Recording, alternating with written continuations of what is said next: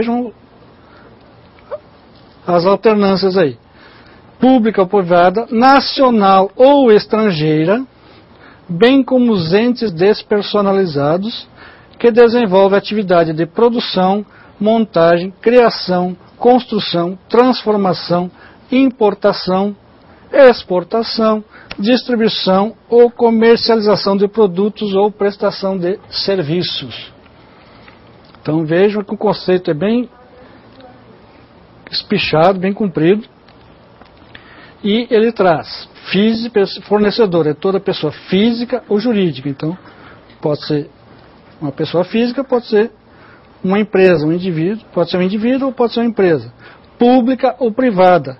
Então a empresa pública também é considerada como fornecedora, nacional ou estrangeiro, então do país ou do estrangeiro, e entes despersonalizados. O que são entes despersonalizados? São normalmente enquadrados dentro dessa questão condomínios, porém não em relação à relação de consumo, espólios e etc. Que desenvolvam atividade de produção, montagem. Então tem que haver tem que ter um produto, tem que ter um serviço, tem que ter a transformação de alguma coisa, tem que ter a distribuição, certo? E a comercialização dos produtos ou serviços. Então, conceito de fornecedor para fins de direito do consumidor, lá no nosso artigo 3º da Lei 8.078. Acredito que, fazendo uma boa leitura da lei, todo o nosso técnico tem que ter o hábito da leitura, certo? Então, faça uma boa leitura da lei e você vai encontrar essas definições com mais clareza dentro do nosso Código de Defesa do Consumidor. É importante que vocês tenham conhecimento do Código para saberem que parte do Código vão procurar em relação ao assunto, em relação ao caso concreto que é apresentado a vocês. Então, tendo conhecimento da legislação, vai ficar fácil de fazer a nossa atividade, vai ficar fácil de fazer a atividade curricular posteriormente e vai ficar muito mais fácil vocês se dedicarem no treinamento e no aprendizado a desenvolver a sua função como técnico em administração. Seguindo, caso não haja dúvidas... Não temos nenhuma dúvida. O pessoal hoje é início de ano, não está nem se ligando na questão do módulo de legislação. Lembre-se, você concluindo o módulo com sucesso, fazendo a CI, entregando todas as atividades, você vai ganhar tempo e poder conseguir uma colocação no mercado. Bom, ainda em relação a algumas definições, certo? Vamos trabalhar a definição que está na lei, certo? Para não ficar problema nenhum. Não adianta eu querer trazer conceitos da doutrina tratado pelo pessoal que estuda a fundo o direito, certo?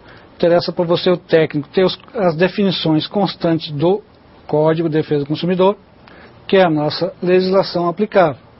Então, eu vou trazer para vocês o seguinte: conceito de produto, também lá no nosso artigo 3º. Produto é qualquer bem móvel ou imóvel, material ou imaterial. Agora complicou, né, professor? Complicou nada, fácil. Qualquer bem móvel ou imóvel. Então, definições de bens móveis ou imóveis você encontra lá no nosso Código Civil, certo? Vai caracterizar quais são os bens móveis, quais são os bens que quer caracterizar com bem imóvel. Avião é um bem móvel ou imóvel? Alguém vai responder que é móvel. Mas, para efeito do direito, o avião, navio, é considerado como um bem imóvel, certo? Dentro dessas características. Material ou imaterial? Material é aquilo que eu posso apalpar, eu posso tocar, posso carregar, transportar, certo? E imaterial tem a ver mais com a cultura, certo? A composição, uma música, certo? Seria um bem imaterial.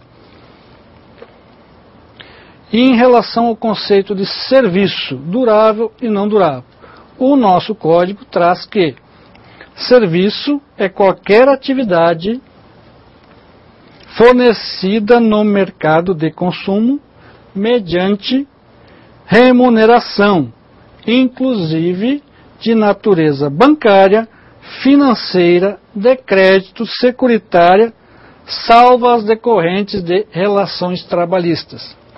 Então vamos destrinchar agora o que vem a ser o nosso serviço dentro da relação de consumo, dentro do direito do consumidor. Então, qualquer atividade, vejam aí, qualquer atividade fornecida no mercado de consumo.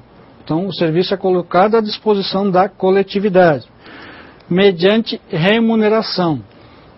Então, tem que haver a contraprestação do pagamento. Você faz um contrato de transporte com pagamento de passagem ou indenização pelos custos, você vai ter um serviço regido pelo Código de Defesa do Consumidor.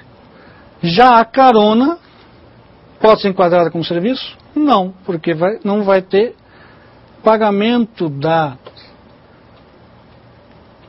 parcela ou pagamento pelo custo do transporte, digamos. Então, uma carona de uma pessoa, eu dou carona para a Tatiana, certo? Até o centro da cidade, certo? Ela não me paga nada, eu não posso enquadrar esse serviço que eu estou prestando a ela como relação de consumo. Agora, se eu cobrasse R$40 para ela levar até o centro da cidade, eu estaria recebendo uma contraprestação, certo? Isso já se tornaria uma relação de consumo. Se não há pagamento e ocorresse um acidente no percurso, certo? Eu não teria por que indenizar Tatiana. Tudo vai depender do caso. Posso não indenizar na questão da relação de consumo, mas pode haver uma indenização civil.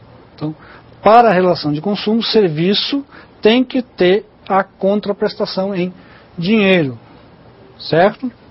Senão, não é considerado serviço para fins do direito do consumidor. Inclusive as de natureza bancária, financeira, de crédito e securitária. Existia até um tempo atrás muita discussão dos bancos, certo, financeiras, dizendo que a sua relação com os seus clientes não era relação de consumo.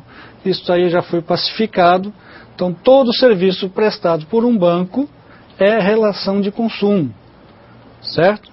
Então, um empréstimo que o banco faça, abertura de conta corrente, cobranças indevidas, certo? Ligando para sua casa, cobrando a prestação de empréstimo que você não pagou de forma abusiva, é englobado dentro da relação de consumo. Os bancos queriam sair dessa questão pela questão da responsabilidade da culpa objetiva.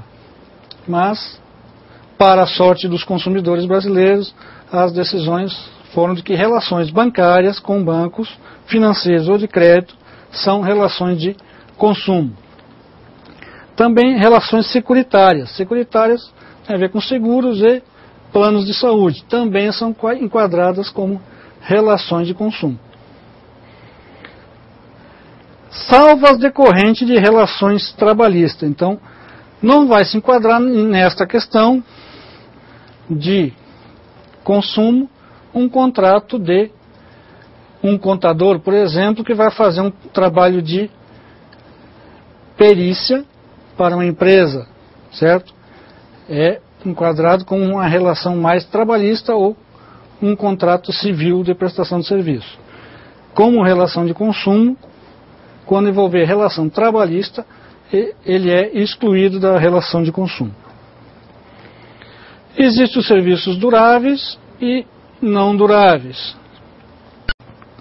Serviço durável pode ser enquadrado a questão do transporte coletivo, que ele tem uma perpetuação no tempo, ele segue no tempo.